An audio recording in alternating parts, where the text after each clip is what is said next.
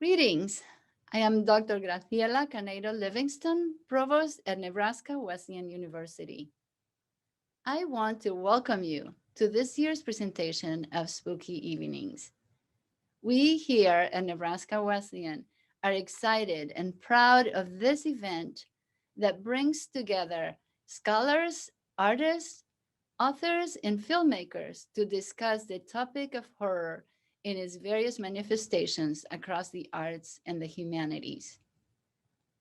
Professor Juan Jose Castaño Marquez and Dr. Matthew Jarvis have been working tirelessly to bring you the best scholarship in the field of horror through this unparalleled digital humanities event. I would like to acknowledge the generous support from the Nebraska Arts Council, Humanities Nebraska, and the Nebraska Cultural Endowment that helps make quality programming like Spooky Evenings possible.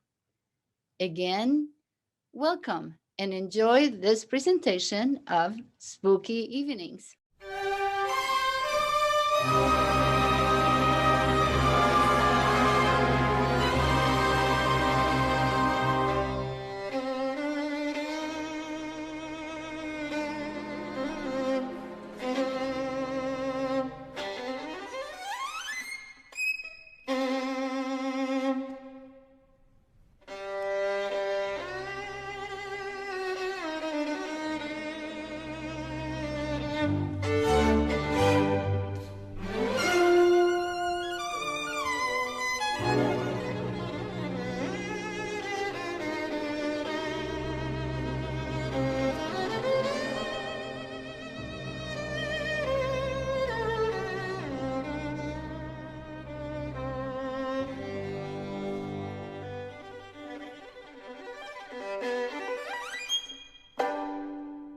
Tonight on Spooky Evenings, Dr. Kelly Hayes of Indiana University presents a talk entitled Spirits of Shadows, Envisioning Black Magic in Brazil.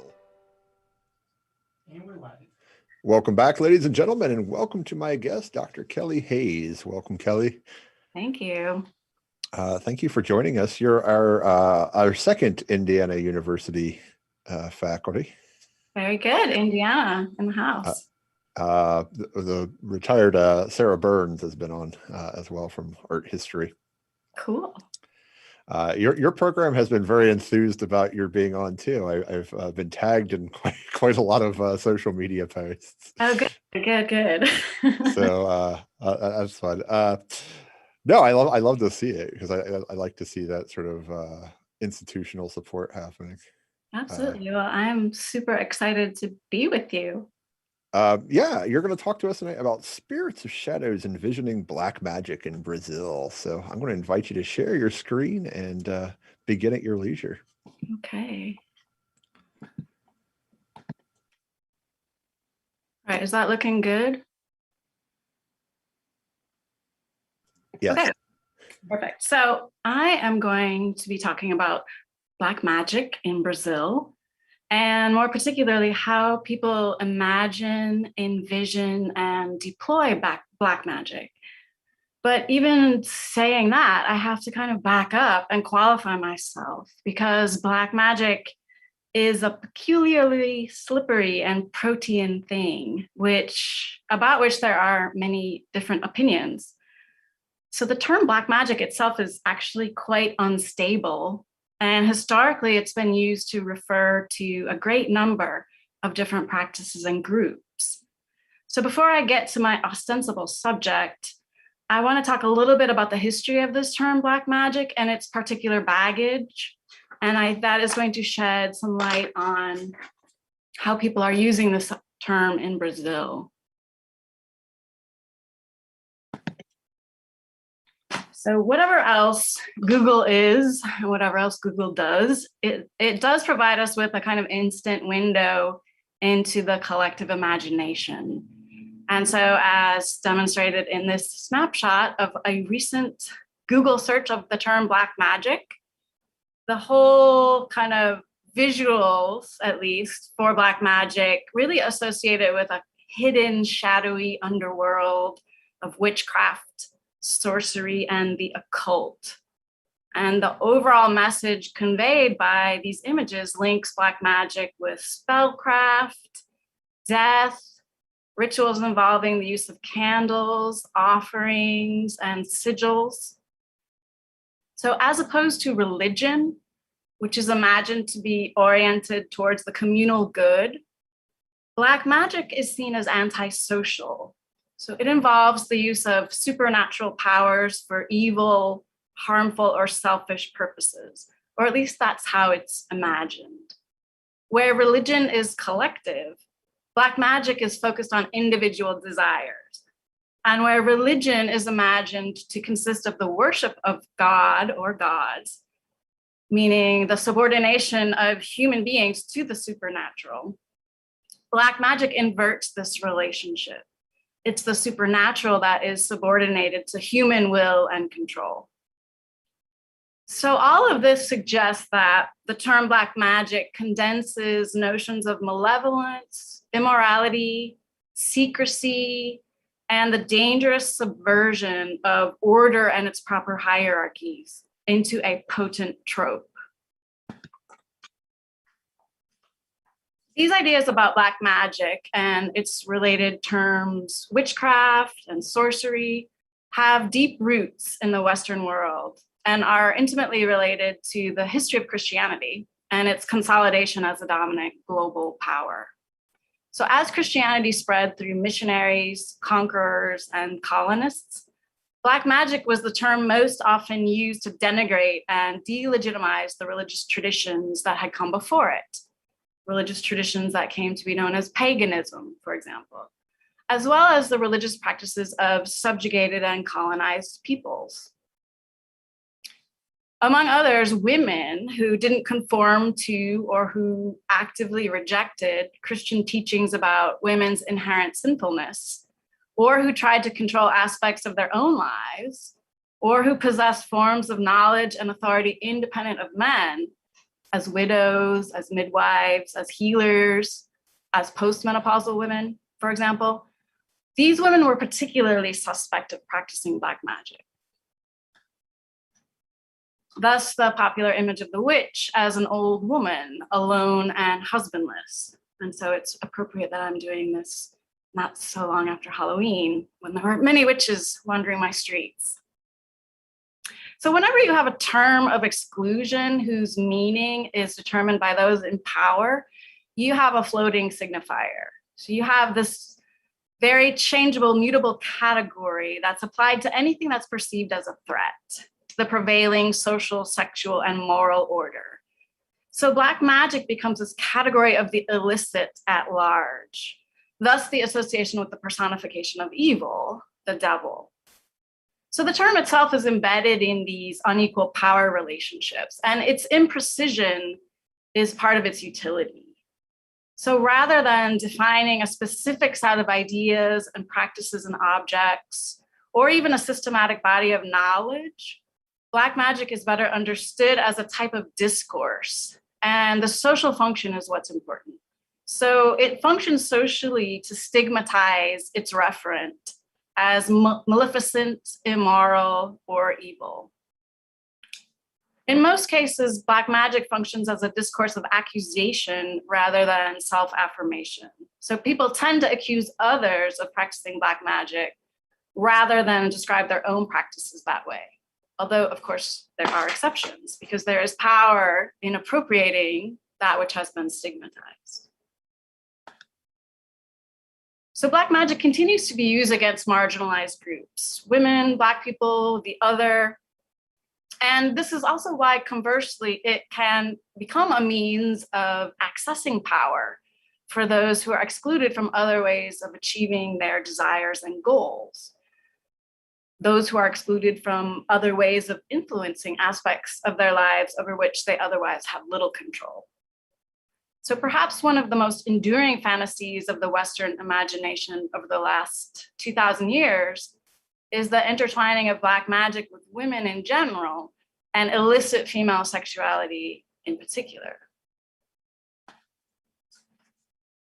In Brazil, these ideas of Black magic and illicit sexuality have been personified in a category of controversial yet extremely popular trickster spirits known as Eshus and Pombagiras.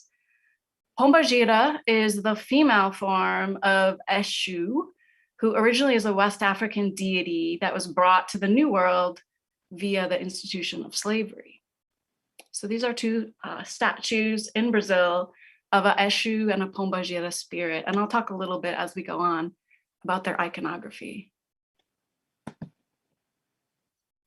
Eshu among the Yoruba peoples who constituted a large percentage of the slaves who were imported to Brazil in the last century of the slave trade. Eshu is part of a pantheon of deities called Orishas or Orishas. These are ancestral and mythological deities that are associated with natural and cultural forces. So as an Orisha, Eshu is a messenger, and he's a mischievous trickster figure. He delights in turning the world upside down and transgressing the various codes that he simultaneously reinforces. His colors are red and black, and he's associated with places of interchange where worlds meet. So marketplaces and crossroads, thresholds, and cemeteries where the world of the living meets the world of the dead. Statues and images like this one here often depict Eshu with a huge phallus, recalling this ancient connection to fertility, but also a sexual potency that exceeds social boundaries and limits.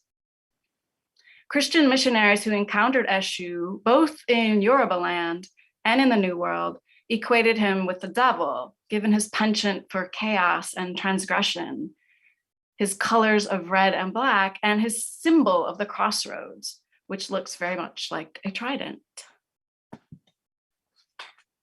In Brazil, Eshu took on new guises and adapted to the realities of this harsh new environment. He gained a female counterpart, Pombagira, and proliferated into an entire category of controversial spirit entities who are collectively known as Eshus and Pombagiras. And this is a little selection here. These spirits are both feared and loved in Brazil, and they're cultivated in various forms in Afro-Brazilian religions, including Candomblé and Umbanda. Like their Yoruba ancestor, Eshus and Pombagiras are mercurial trickster figures associated with black and red. They're intermediaries who carry messages back and forth between the world of human beings and the world of the Orishas. They sometimes are said to be the slaves of the Orishas, so those spirit entities that will do work that the Orishas will not do themselves, being representatives of kind of ancestral morality. They are said to inhabit crossroads and thresholds and cemeteries. And they're also attributed with the power to make things happen, which is the gift that Eshu received from the creator god in Yoruba myths. So unlike the West African Eshu, these entities are considered not as deities, but rather as the disembodied spirits of former human beings who lived morally questionable lives and who died under difficult circumstances. So they're understood to have a close proximity to the human world because either of unresolved ties or because their kind of immoral behavior places them after death in the spiritual level closest to the human world. So they're thought to be able to erupt into people's lives in unpredictable ways because of this proximity or these unresolved ties. Practitioners of Afro-Brazilian religions affectionately refer to Eshus and Pombagiras as povo da rua, or people of the streets. So they are powerfully associated with what Roberto D'Amata characterized as the ethos of the street, a dangerous space governed by individualistic desires and the logic of impersonal exchange. In story, image, and song, they're represented as prostitutes, hustlers, con men, cabaret girls, and others forced by circumstances to live on their wits or to live on the streets. So the focus of my presentation is going to be how Brazilians imagine, represent, and interact with these deities. So this is a life-size statue of Pombogira that I encountered at a store in São Paulo, Brazil. So my own work was in Rio, but I spent a lot of time in São Paulo as well. And you'll notice some of the offerings that are arrayed along the ground close to her, and I'll talk about those in a minute. There's a well-developed tradition of representing these entities in statuary, which clearly reflects the influence of the Catholic iconography of evil. So the colors of red skin, you'll note on this particular statue on the left that he has cloven hooves, hell, pitchforks, flames, all of these are prominent in the statuary and images of Eshu and Pombogiras. But practitioners of Afro-Brazilian religions don't see these entities as manifestations of pure evil, like the Catholic devil. Rather, they're amoral. They're devilish, but they're not evil in and of themselves. It depends on what you ask them to do. So really, they're more like free agents who are unbound by dominant codes of morality and propriety. Myths and images of Pombogira portray her as a woman of ill repute, sometimes a cabaret girl, sometimes a courtesan, other times a prostitute, but always a woman whose erotic life while on earth contravened the norms of proper feminine comportment. So these kinds of representations of Pombogira link her not only to the sexual potency of Eshu, but also to a long European tradition of seductresses, succubi, and other diabolical female figures who utilized what the Catholic Church deemed to be illicit powers for ostensibly maleficent purposes. So most often what we might call love magic.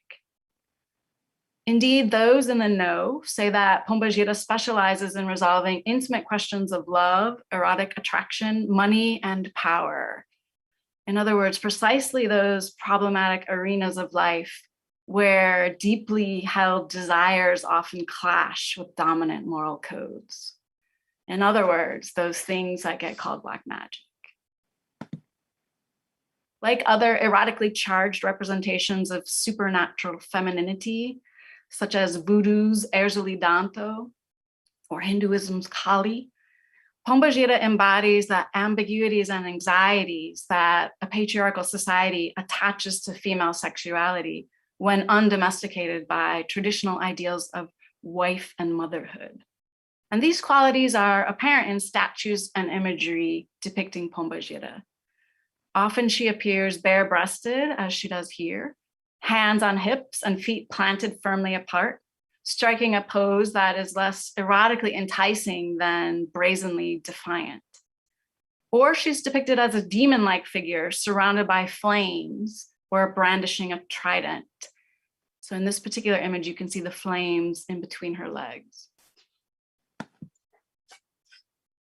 Myriad incarnations of Pombogira are venerated in small temples throughout Brazil. And each of these Pombogiras has her own specific preferences and a more or less developed life story. But a unifying theme of all of these stories is the conflict between individual agency and traditional moral codes around sexuality, gender, and desire. So devotees of this spirit, their relationships with Pombogira enable them to conceptualize, materialize, and work on problematic issues that involve these own themes as they impact their own lives. Pombogira spirits are especially popular among poor and working class Brazilians, although not exclusively. But this is a population that sees in their stories aspects of their own lives and attributes to them the supernatural power to resolve their troubles. In midnight ceremonies, devotees of Pombogira ritually summon these entities with drum and song to the human world, where, incarnated in the body of one or more trained mediums, individual Pombogiras commune with admirers and attend their petitions. So the participants who incorporate Pombogira are understood to have their consciousness temporarily displaced and the spirit manifesting through their body. And once that happens, the spirits are called down through drum and song, and the people who are possessed by the spirits will be taken to be dressed in the characteristic clothing and accessories of that particular entity. So in this image on the left-hand side, we see a woman wearing a crown, and on the right-hand side is that same statue I showed you earlier with the crown. So this is a pombagira whose name is Maria Padilha, and she wears a crown because she is said to have been like a concubine of one of the kings of Spain. Rituals in which pombagira are incarnated are events of great revelry, for it's said that pombagiras return to the human world not only to assist petitioners, but also to have fun, to dance and sing and enjoy their favorite vices, and also just to be adored. Supernatural powers and profane pleasures intermingle in these ceremonies in ways that many Brazilians find discomforting. Practitioners of Afro-Brazilian religions believe that pombagira can influence and even take over the bodies of the unwary or unprotected, provoking immoral or self-destructive activities of various sorts. For women, this typically includes promiscuity, aggressiveness, or other gender aberrant behaviors, while for men, it usually involves effeminacy. Problems that are determined to be the result of an unruly pombagira can be resolved only through a protracted process of training in which the afflicted learns how to recognize, appease, and eventually control the perturbing entity, initiating a reciprocal relationship that may include regularly receiving the spirit in possession trance rituals, maintaining an altar, making regular offerings. Devotees believe that once ritually tamed, the perturbing spirit guides and protects them, as well as those who petition her favors. So here is an example of a medium of pombagira who is a male dressed as pombagira. So people come to these ceremonies who are not members of the religious community to petition pombagira for help with their own problems in life. And you can do that in a few ways. One is by consulting pombagira directly in the body of her medium. And you can also petition pombagira indirectly for particular problems. And I'm conscious of the time, so I'm going to skip that media clip. And if we have time, I'll come back to it. So you can petition pombagira directly by going to one of these ceremonies and speaking with pombagira. But you can also do it indirectly by lighting a candle and offering a small gift of food or drink to the specific entity in question. And this is what you see here. And this is what you saw in a previous slide. Down at the bottom where you see glasses of champagne and red roses. These are offerings for pombagira that have been made by the store's owner, but also by others who have come. So this is a store in Sao Paulo that sells religious paraphernalia. So people have come here and they have actually made petitions to pombagira. And this is what you see on the other side of this entity. So if we look more closely, we see these small slips of paper that people have slid into a ribbon around her waist.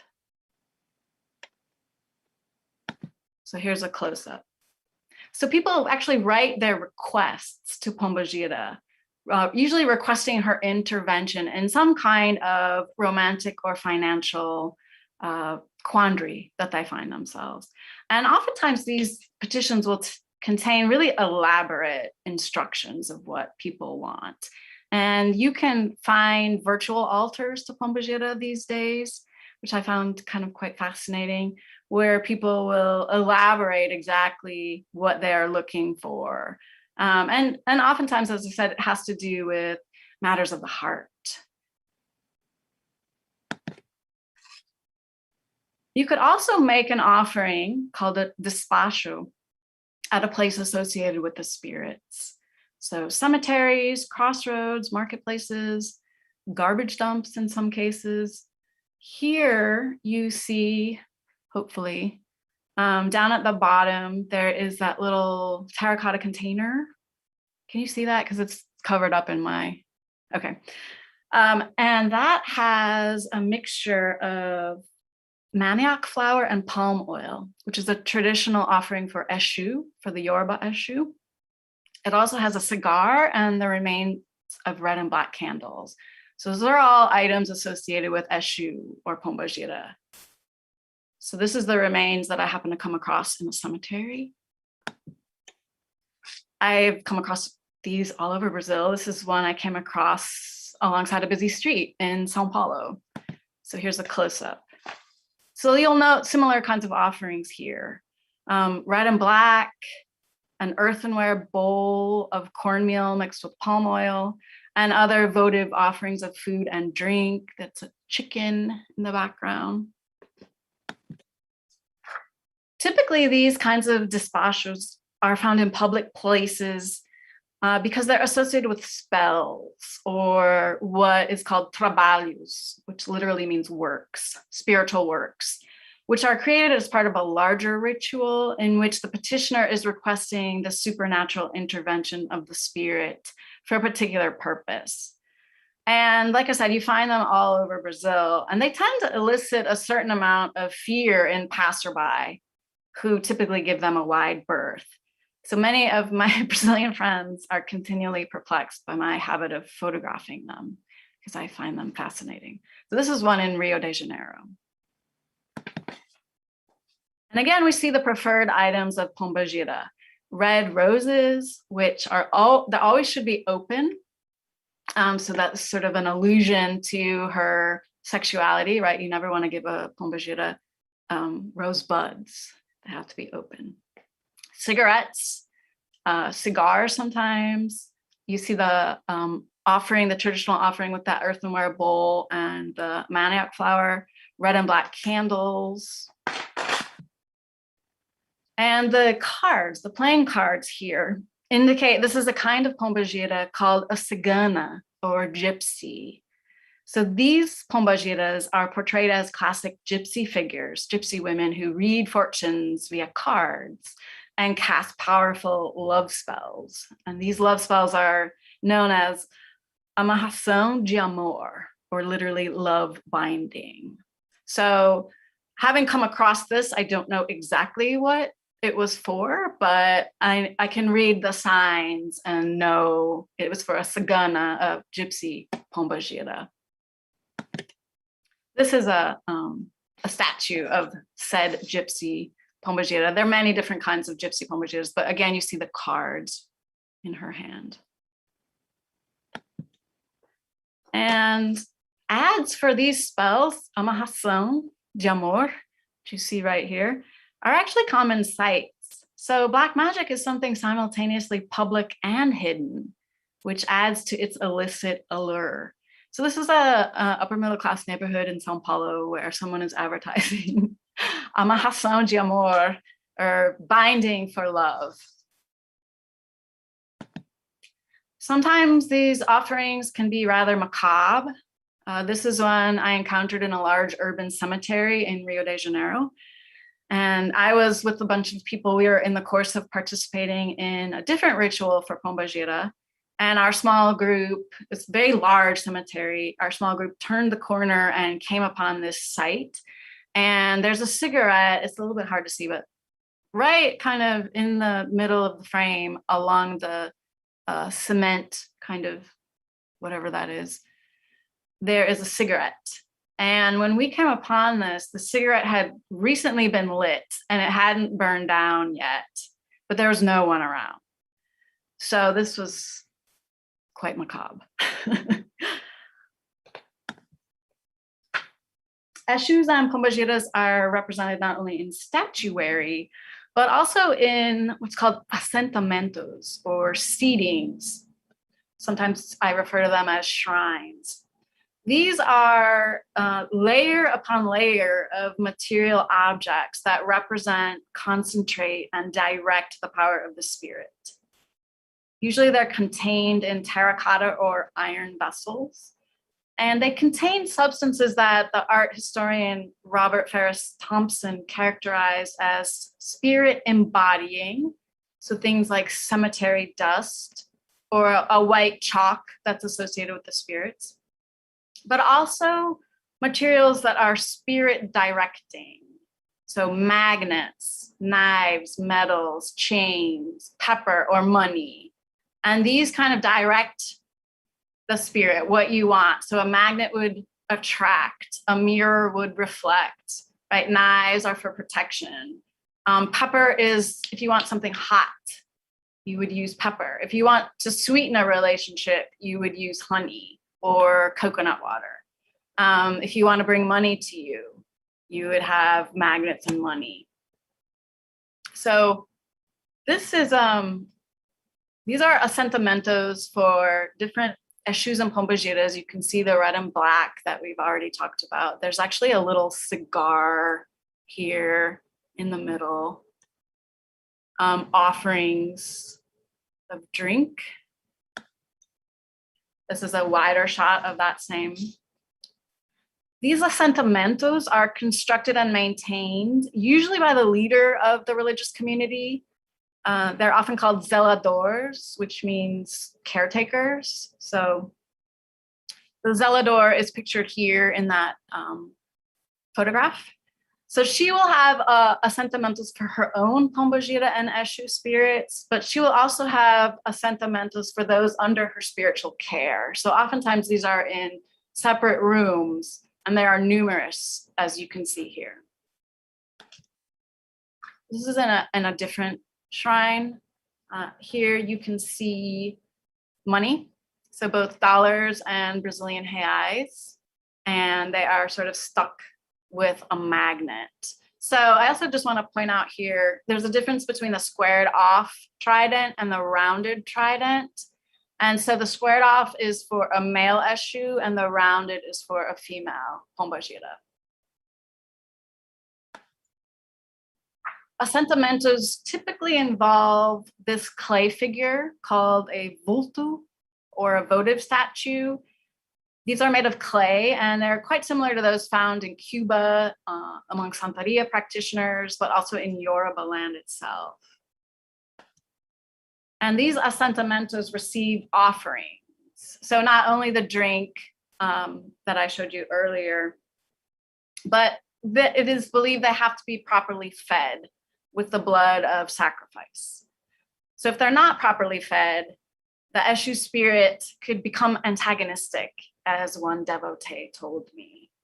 She said, we try always to do right by them. If we are right with them, they're not lacking anything, everything is in order, then they don't have the right to turn on us. But if you make a mistake, you don't have the right to blame them for what happens. Another woman told me, Eshu is a knife with two edges. He can do good and he can do evil. He can help you as much as he can hurt you. If you don't deserve it, he doesn't get in your way. If you do, he will fuck you up. So just a note about sacrifice. This is not sacrifice for the sake of killing animals. Generally, the sacrifices are held in the context of a large communal ceremony where the meat will be eaten by the community group in a communal, like a communion meal, basically. And the blood will be offered to the Eshu spirits because the blood is the life force, right? It is the source of what practitioners call ashe, that which makes things happen. And that's why you have to feed these spirits. I'm going to show you a very brief film clip about the making of these assentamentos. Do I have enough time? Okay, so I'm going to stop sharing and then I'm going to share again. Hopefully this will work.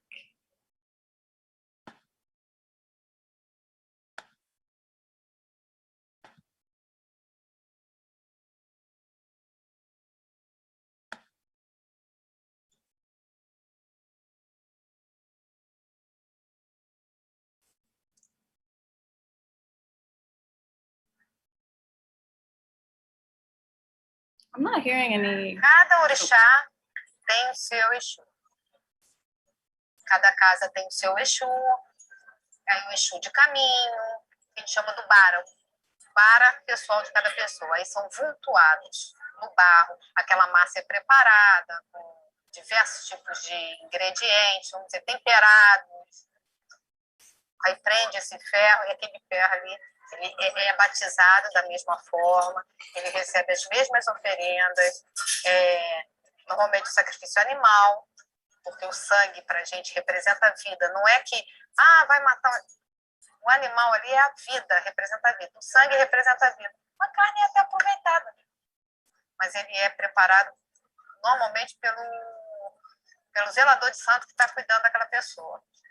Ele que vai preparar aquela massa e vai dar vida àquilo. Assentamento do santo ou do Exu é quase que a mesma coisa. Primeiro que nós, dentro do candomblé, nós cultuamos natureza. Nós cultuamos tempo, nós cultuamos as forças da natureza. Então, eles são assentados com tudo de melhor que a natureza possa nos dar. Tipo, pedras, ferros, búzios, moedas, ouro, prata. Você está entendendo? Por exemplo, no assentamento da minha pombogira, tem uma libra esterlina de ouro, que eu tinha pendurada numa pulseira na época, isso há 46 anos atrás. Aí tirei a pulseira, aquelas pulseiras de bolinha, tirei a pulseira, precisou do ouro. Então está lá dentro. Então isso é que dá força para que o Exu trabalhe em prol da gente.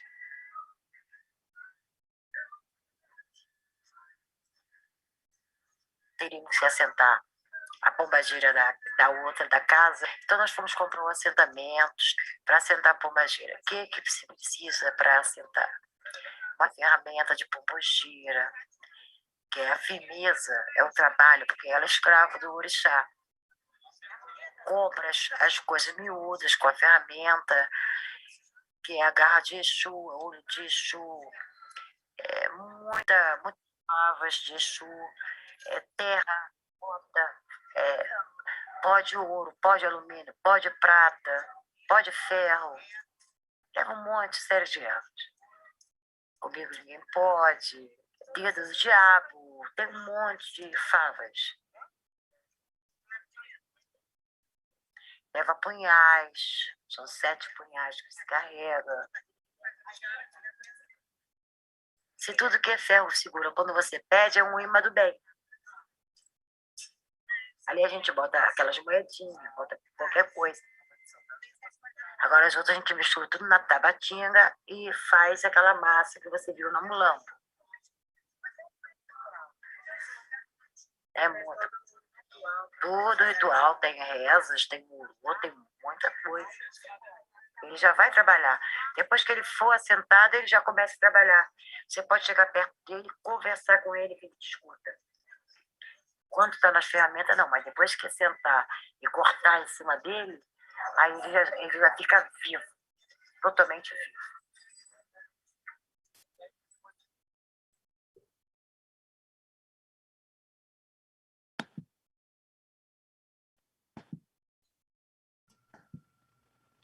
I'm just checking. You're concluded.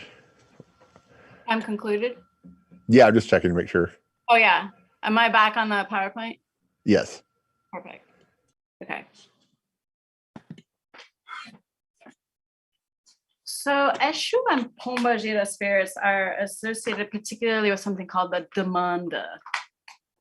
And a demanda is a controversial thing. So a demanda is how do I describe it? It's a term that refers to deploying these spirits in acts of mystical warfare against a human adversary. And so they're both offensive, but also defensive. And this idea, I think, is captured in one of the ritual hymns to Pombagira. So these demandas, these things that are right, amoral, both offensive and defensive at the same time, are the domain of Pombagira. So one of the songs to her says, "Demanda she does not reject, she loves to demandar. With her fearsome trident, she loves to spear her enemies." So a lot of the mythology of Pombagira, it's not so much like told, some of it is told in stories, but a lot of it is told in these songs that are sung to Pombagira when she's called. And so a huge part of any ceremony will be many, many, many songs sung to these entities. And they're usually quite pithy. And this is a great example of one that sort of gives you evocative details of her story, but kind of leaves enough space so you can fill in to fit your own situation. Like any battleground, the difference between an offensive and a defensive demanda is not so clear-cut in practice. So as a result, many Afro-Brazilian religious practitioners and many people outside of the religious communities consider demandas to be the main weapon in what they call kimbanda or macumba, which is a synonym for black magic. So discourse about demandas, like discourse about black magic more generally, is primarily a discourse of accusation. So I rarely ever met anyone who actually acknowledged employing Eshu spirits for nefarious purposes. And yet, while most practitioners are loath to admit that they would ever petition an Eshu or a Pombagira spirit to harm someone else, they're quick to accuse others of doing so. And the appeal of these spirits is intimately linked to this ambivalence. So they are able to retaliate against an adversary if petitioned to do so. So people often speak of their relationship with them in terms of protection from enemies. Discourse about demandas is not only about interpersonal conflict, though, it also expresses the felt need for protection in a universe of hostile relationships ruled by competition and jealousy. So it is significant that these spirits are particularly appealing to poor and working class Brazilians, who are the folks that have been most shut out of the capitalist marketplace, right? The folks who have been least well served by capitalism. And so in many ways, I have come to think about these spirits, and particularly in the ways that people talk about them, as a kind of veiled discourse about capitalism, because they are associated with exactly the values that capitalist society lauds, right? The pursuit of riches, the beautiful women that powerful men show on their arms. Where questions of morality aren't considered, right? What matters is how much money you have. So I want to end by thinking about the ways that at a deeper level, these discourses about Pombagira and Eshu and demandas express practitioners' sense of inhabiting a world that they don't control, that controls them in many ways. And they're caught up in relationships of competition and scarcity, where institutional structures that ostensibly enforce moral order have been perverted, leaving the individual to fend for his or herself. Combating perceived evil by similarly immoral means, demandas reestablish moral boundaries in situations that their authors experience as wrong or unjust. Herein lies one source of the Eshu spirit's appeal. As one of my informants explained to me, if God is all good, only the devil can combat evil. And because so much of human behavior occurs in the shadows, behind closed doors, in darkness, we need the spirits of the shadows, for they alone understand and can intervene in situations of moral ambiguity, where conventional morality, at least in theory, is black and white. So much of human life is lived in the gray. So thank you. I need to thank very much various institutions who have supported my work over the years. And I want to thank Matthew Jarvis in particular for inviting me to be here. Well, thank you. Thank you. So in terms of the transculturation of the figures, right, there seems to be a very clear evolution. I'm curious in terms of returning to Yoruba and returning to Africa with the figures, how much differently currently are practices around these two figures and also representation in the iconography? Well, Pombajira doesn't exist in Yoruba land. Sure. So Pombajira is really a new world creation. Eshu in Yoruba land is primarily an Orisha, so the Orisha, the messenger. And he has a lot of the same qualities, being a trickster in particular. But in Brazil is where he seems to have merged with really spiritism, it's a spiritist understanding that after death, spirits live on in a spirit world. And so Eshu became a category of these spirits of the streets. And so that aspect is not really found in Yoruba land. Where in Brazil, then this category of spirits of the streets, or Eshus plural and Pombagiras, it becomes kind of the generic name, but also the specific, right? And this whole category became filled with all kinds of what you could think about as kind of folk characters whose stories don't get told in official histories, right? And so, the hustler on the street corner, the prostitute, there's a whole category of Eshus. Some people would categorize them as a different kind of spirit, but oftentimes they're seen as a kind of Eshu called malandros, who are kind of zoot suits, I guess we might put it in our own culture, right?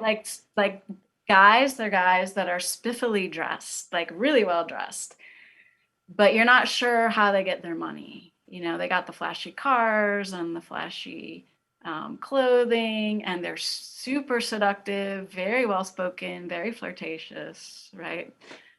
But you wouldn't want your daughters to date them. So that's like a whole category of spirits that are really popular in Rio called malandros. There are, so it's like this category kind of becomes, of Eshu and Pombagira, becomes a reflection of Brazilian popular culture. Sure. It isn't, I mean, one of the pieces of iconography that was interesting to see in the migration too is the presence of the caduceus, because obviously I think back to Hermes. Yeah. Which is a similar figure in a lot of ways, messenger, trickster. Yeah. So it is interesting. I mean, I would be curious to see, I don't know, a long study on that as a piece of iconography and how that has migrated. I do, because that's something I didn't really dig into, was the esoteric history that I think gets caught up in these, or a sort of occult. Well, I mean, it has to be the Mediterranean trade during that time period probably moved it as a symbol into Africa.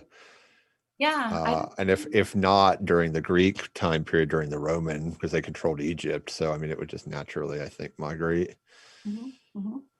Yeah. But you also have in Brazil, like this whole presence of esoteric traditions, sort of going back to theosophy, but also even earlier, that like no one's really studied that much. Like I started digging into it a little bit in this other project I'm working on right now, and felt really out of my league immediately.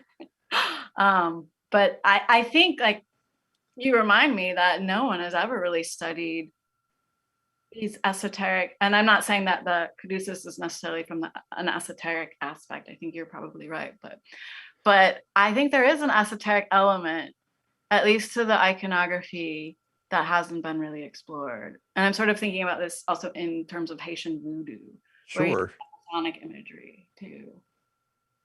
Because the other thing, I mean, the movie I kept thinking of is Camus' 1956 Black Orpheus as well.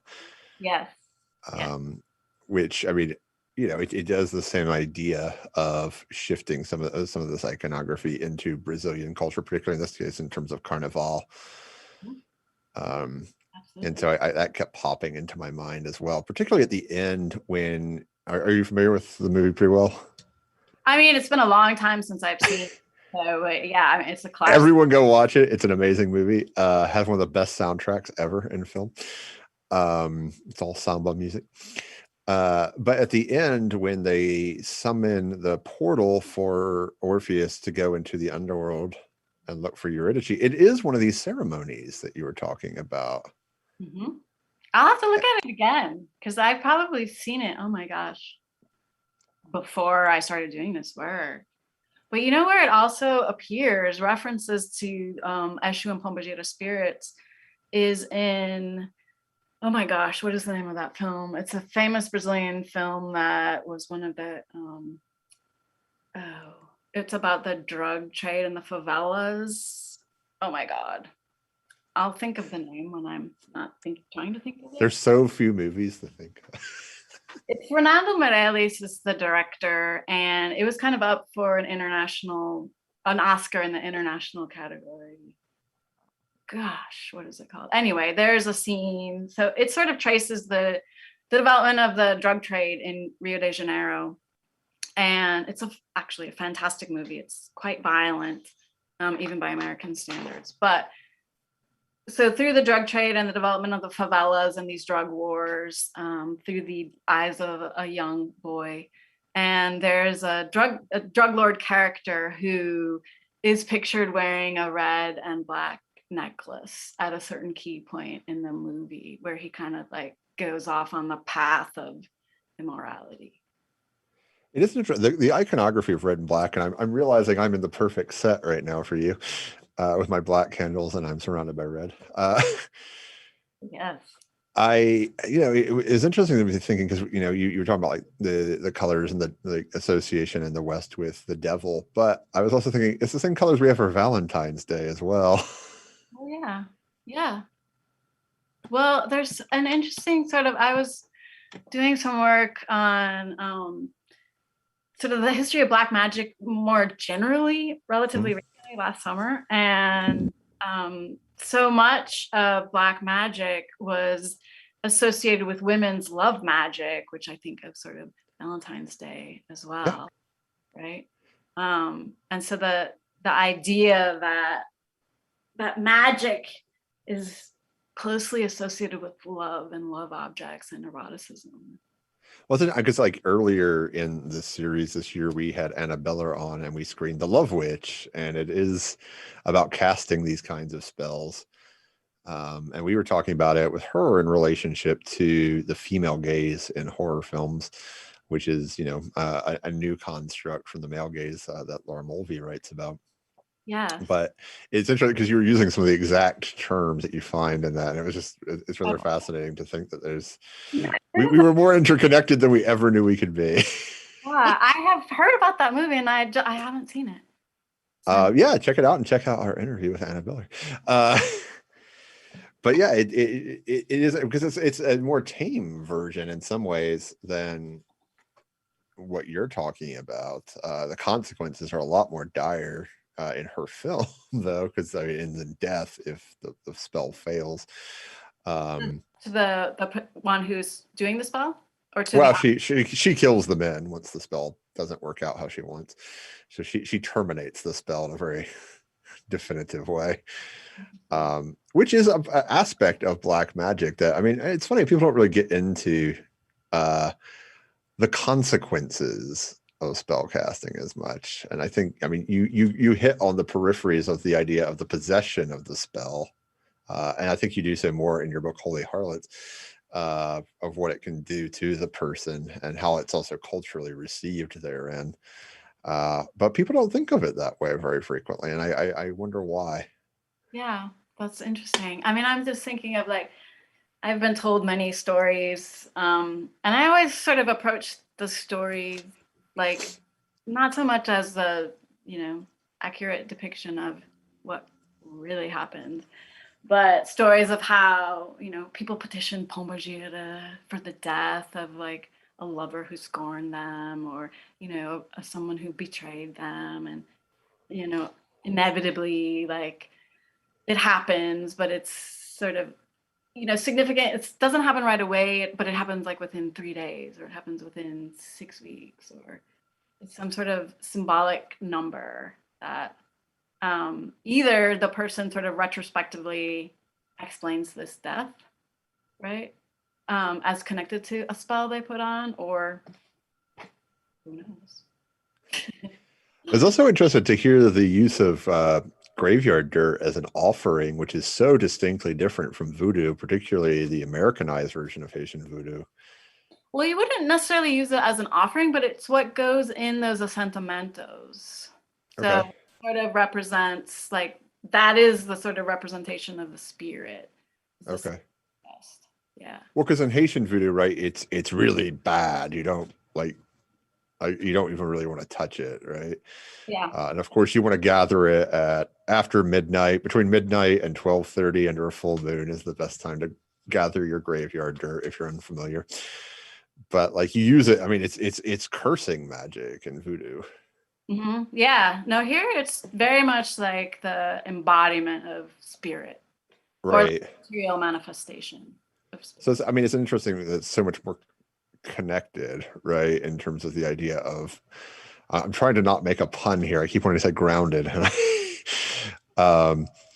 It's so much more sort of like of that realm that it's sort of just more potent in terms of summoning. Yeah, absolutely. Yeah. So I think that's quite fascinating. Yeah, I mean, what I haven't seen, although I'm not saying it doesn't exist in Brazil, is sort of the use of skulls, human skulls, in the same way that you find like skulls being ground up for certain spells in voodoo. Or skulls. Yeah, I mean, again, like the high cursing stuff, right? Like, yeah. I don't know. I feel like in voodoo there's more literalisms. I could be wrong here, and somebody probably will send me an angry email for saying that, but it seems more direct in terms of, I mean, you were talking about some though in this too, like honey being sweetening and things like that. But you know, like in voodoo, you need to say positive things about the person while you're casting the positive spell to do nice things, or, you know, the inverse for negativism. But here it's, I don't know, there feels like there's more fluidity. I could be wrong. There's a fair amount of like literalism too. Like, so there's one kind of spell in particular where you like put pins in a candle, and for each pin you're just like saying your wish. You know, and so I mean, that's like an Nkisi though, right? Yeah, exactly. So, I mean, there seems to be a direct tie. Is there, like in some Yoruba magic, right, there is a direct tie to like gender witnessing of the magic. Like there's fears if like you see certain rituals, you'll go impotent if you're of the wrong gender watching the masquerade. Right. Does that exist here too? Not that I've encountered, no. Is there fear of the effeminacy effect happening, I wonder? Because there obviously some machismo associated. There's definitely a machismo, but it's not so much like a fear that if you witness a pombogira, like as a man, right, that you're going to be possessed by her and become effeminate. But there certainly is like a lot of machismo in Brazil, and a great amount of discrimination and prejudice against effeminate men. So there's a fair amount of prejudice against men who are involved in these religions, and they're, you know, even if they're not gay, they're suspected of being gay. So how does that play out in terms of culturally? And also, I mean, and I would assume that in terms of Catholicism is the dominant religion in Brazil, am I right? Yep. So how does that play out culturally in terms of the religion, the government, and restrictions? Because also have a very conservative government, if I'm not mistaken. There is now, but this is recent with Bolsonaro. I mean, the government was actually prior to that, for the last, I don't know, 10 years or more, I mean, even before Lula, way compared to the United States, like way more progressive in terms of gender and sexuality issues. So there continues to be, like, on the level of culture, like a certain amount of discrimination, particularly against gay men, less so against gay women, but still definitely present. And the longstanding association of men who participate in Afro-Brazilian religions in general, let alone Pombagira, as being gay, whether or not they are. And I think that really has a lot more to do with this, how possession is conceptualized, right? Sure. That was talked about. So the idea that your body is receptive to some other force, right, that penetrates, and it's talked about in that way too. Like, people talk about being mounted, that the person possessed is like the horse of the spirit. So the spirit is riding you. And so there's this kind of like, and that's also ways that people talk about sex. So Sure. there is this whole dominant imagination of sexual relationships in terms of male domination and, right, female reception, that then gets mapped onto, I think, possession in ways that stigmatize men's bodies being possessed in the larger culture. But I mean, at the same time, it is true that, like, these are one of the few spaces where men can express their femininity freely and dress up, right? I mean, there are other spaces like drag shows and things like Sure. that. But for a lot of working class people in particular, I think there is the machismo is stronger in many ways. Like the expectations about gendered behavior are more intense in many ways. So, Is there like is there a bourgeois participation in these on the male side? Have you seen that? I mean, there is, yeah, but Is it more decadent? What is that like? it can be. It's, in my experience, and this, my experience is limited, relatively speaking. It is only a small percentage, and there's a certain amount of, like, embarrassment about it, because Pombagira and Eshu in particular are sort of associated with people of the street, and people of the Sure. street are. No, I would just think it would become more fetishistic. Oh. I mean, that would be my assumption, because that's typically how it goes, right? A bourgeois experience devolves into decadence, which fetishizes the things that it isn't, right? So it would become Right. even more impoverished, even more effeminate, even, Right. I mean, I haven't seen that, but that makes sense that it would be manifested. It's probably very private and secret, right? Yeah. I mean, because there is sort of a lot of stigma. Like, I mean, Brazilian. We need a source here, Kelly. We need we need an insider. I know. Well, I'll work on that. But actually, I recently so this is kind of interesting, or you might find it interesting.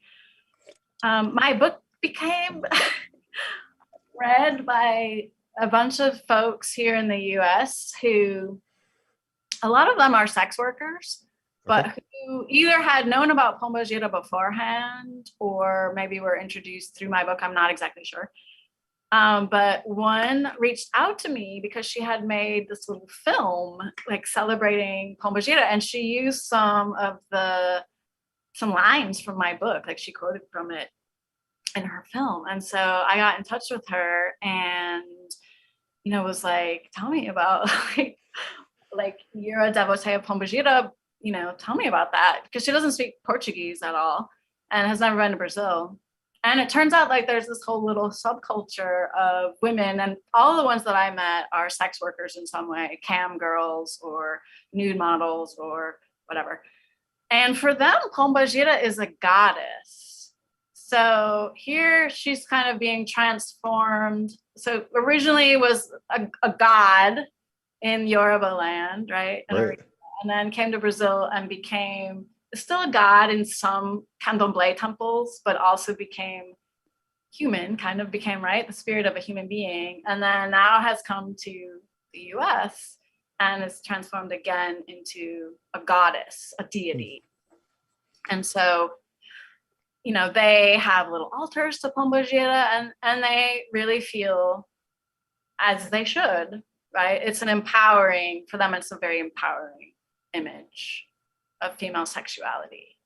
And I mean, and that gets into like the whole, I think, does Pombogira really offer a way out of patriarchal notions of femininity? Mm. And ultimately, I would argue no. Well, no, the iconography is still of the patriarchy. Yeah. Right? Well, I mean, she opens a space, but she doesn't overturn the system. Right. I mean, that's, I mean, this is one of the things we talked about too, in terms of the female gaze, right? It's, the trouble is the semiotic relationship of it is already predefined, and how do you redefine? And that's a lot more of a road to hoe than you can do in a few years. So those evolutions, I mean, that's a challenge. Yeah. So she has not escaped the male gaze.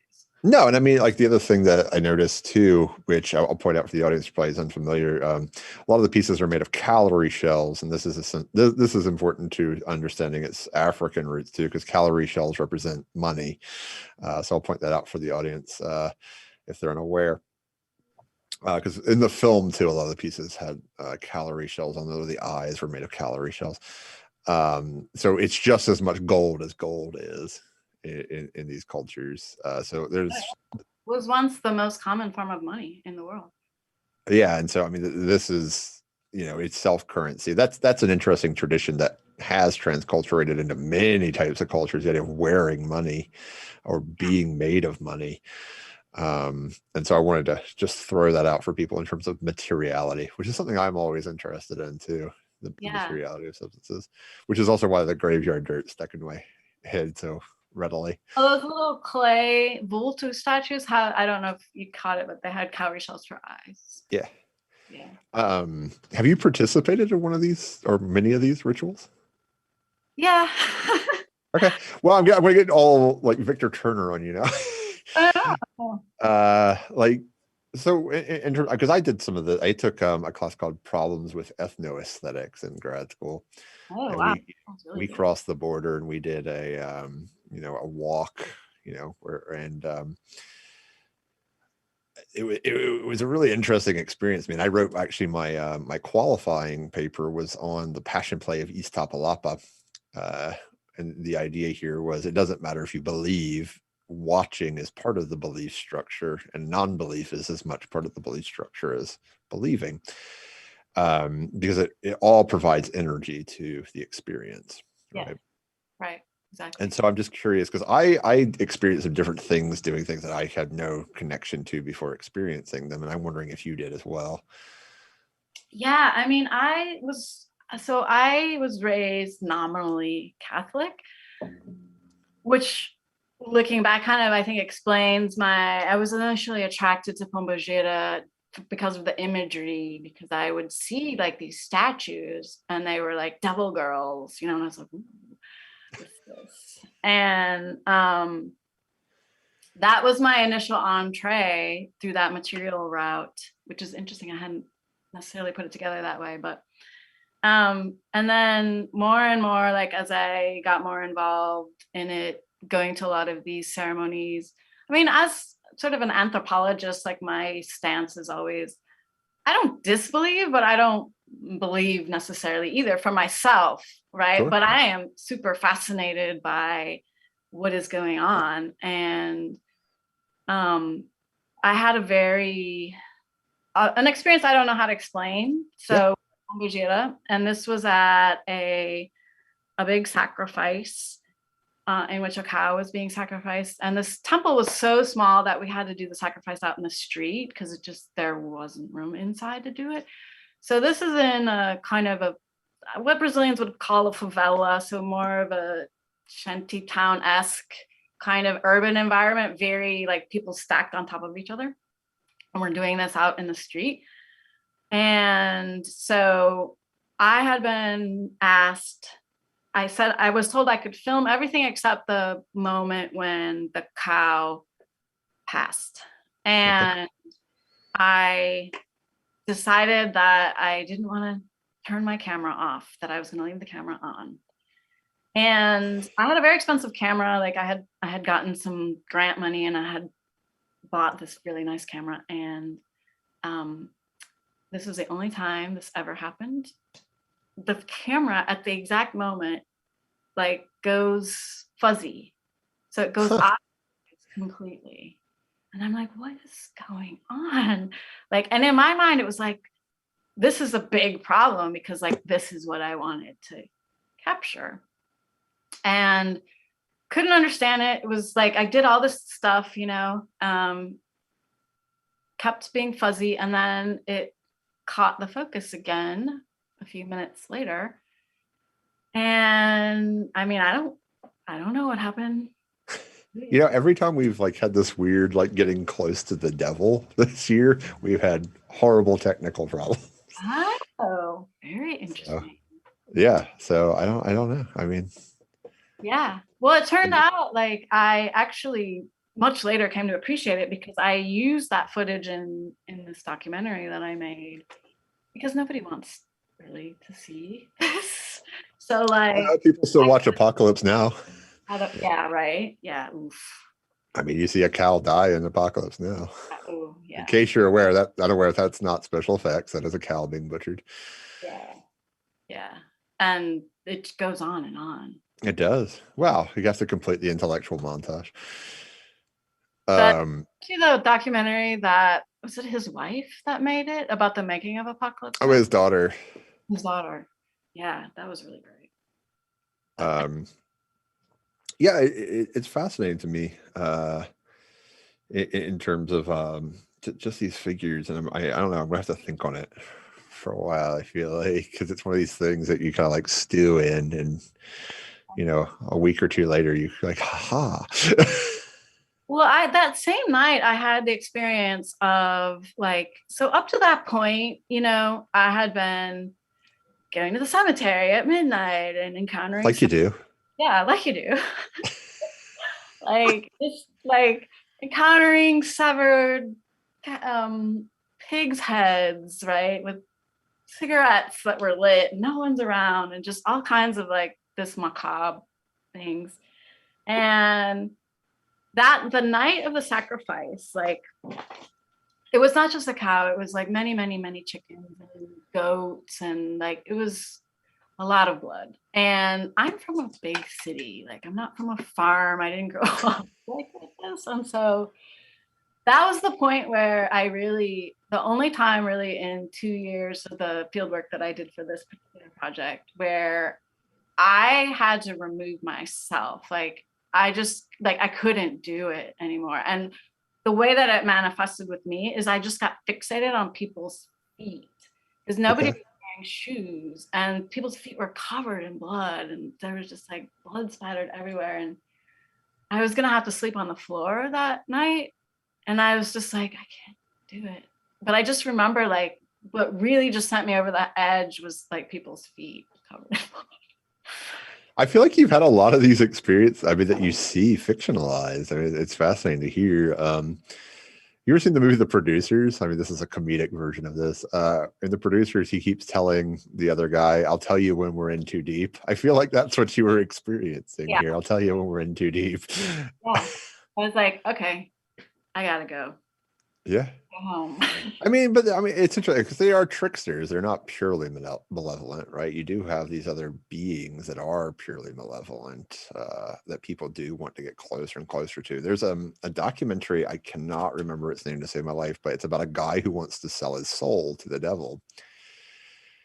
And he goes and he gets all the like, it's, you know, they follow like this research very far and long and trying to figure out the best way to do it. And I mean, the stuff he acquires and the graveyard he visits and stuff, it's quite insane.